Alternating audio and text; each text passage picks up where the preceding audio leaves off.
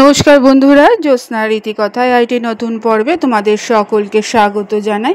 বন্ধুরা, আজকের পর্বে তোমরা জানতে পারবে 2025 সালে ভাদ্র মাসের একাদশী পার্শ্ব পরিবর্তন একাদশী কত তারিখে পালিত হচ্ছে, তার পূর্ণাঙ্গ সময়সূচি এবং পালন সময়। এই একাদশীর মাহাত্ম্যটা কী এবং পুজো বিধি কী, এও আমরা তার পাশাপাশি জানতে পারবো। ভালো লাগলে অবশ্যই শেয়ার করে দেবে, লাইক করে দেবে, আর পাশের বেল আইকনটিকে অবশ্যই প্রেস করে রাখবে যাতে পরবর্তী ভিডিও নোটিফিকেশন সবার আগে তোমাদের কাছে পৌঁছে যায়। বন্ধুরা, ভাদ্রপদ মাসের শুক্লপক্ষের একাদশী তিথিতে পরিবর্তনী একাদশীর উপবাস পালন করা হয়। বিশ্বাস করা হয় যে এই দিনে ভগবান বিষ্ণু যোগনিদ্রায় থাকাকালীন মুখ ফিরিয়ে নেন, তাই একে পরিবর্তনী একাদশী বলা হয়। তবে কিছু জায়গায় এটিকে পদ্ম এবং জলঝুলানি একাদশীও বলা হয়ে থাকে। এই দিনটি ভগবান বিষ্ণুর উপাসনা এবং অসীম আশীর্বাদ লাভের সর্বোত্তম সুযোগ। এই তিথিতে করা পুণ্যকর্ম সাধকদের জ্ঞাতসারে বা অজ্ঞাতসারে সমস্ত পাপ থেকে মুক্তি দেয় এবং ব্যবসায় কাঙ্ক্ষিত ফল লাভ করে। ধর্মীয় বিশ্বাস অনুসারে পরিবর্তনী একাদশীতে ছাতা, দই, জুতা, জলভর্তি পাত্র দান করা উপকারী। এর প্রভাবে ব্যক্তি মোক্ষ এবং বিবাহের বাধা থেকে মুক্তি পায়, আর্থিক সমৃদ্ধি লাভ করে। এমন পরিস্থিতিতে তাই আসো বন্ধুরা, আমরা জেনে নিই এই পার্শ্ব পরিবর্তন একাদশী 2025 সালে কত তারিখে পালন করা হচ্ছে। বন্ধুরা, প্রতি বছর ভাদ্র মাসের শুক্লপক্ষের একাদশী তিথিতে পরিবর্তনী একাদশী উপবাস পালন করা হয়।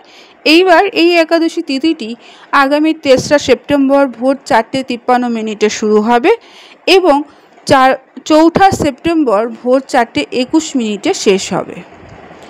এমন পরিস্থিতিতে 3রা সেপ্টেম্বর পরিবর্তনী একাদশী উপবাস পালন করা হবে। এই দিনে পুজো করার শুভ সময় থাকছে সকাল 7:35 থেকে 9:10 পর্যন্ত। এই সময়কালে শ্রীহরির পুজো করা যেতে পারে। পঞ্চাঙ্গ অনুসারে 3রা সেপ্টেম্বর পরিবর্তনী একাদশীর উপবাস পালন করা হবে। তারপরেই 4ঠা সেপ্টেম্বর দুপুর 1:46 থেকে 4:07 পর্যন্ত উপবাস ভাঙার শুভ সময় থাকছে। বন্ধুরা, এবার জানবো পার্শ্ব পরিবর্তন একাদশীর আচার অনুষ্ঠান সম্পর্কে।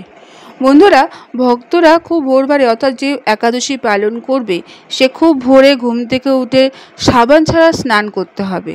জলের বালতিতে কিছুটা গঙ্গা জল ভরবে, তারপরে সেটা দিয়ে চান করবে যদি কাছে গঙ্গা বা নদী না থাকে। ভগবান বিষ্ণুর মূর্তি এবং শ্রীযন্ত্র স্থাপন করবে।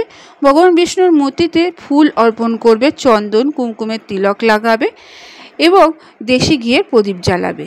যে ব্যক্তি বা মহিলা এই একাদশী পালন করবে তারা ঘি, দই, দুধ, চিনি এবং গঙ্গাজল দিয়ে পঞ্চামৃত তৈরি করে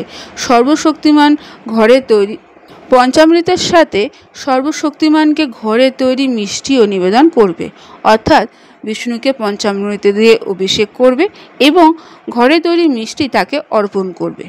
সাত্ত্বিক খাবার খেয়ে উপবাস ভাঙো এবং উপবাস পালনকারীরা সারা দিন ধরে ওম নমো ভগবতে বাসুদেবায় নমঃ জপ করতে থাকবে। এতে তোমার সমস্ত পাপ ক্ষয় হবে এবং মোক্ষ লাভ হবে। বন্ধুরা, আজকের পর্বটি এখানেই শেষ করলাম। এতক্ষণ আমার ভিডিওটি দেখার জন্য ও শোনার জন্য তোমাদের অসংখ্য ধন্যবাদ।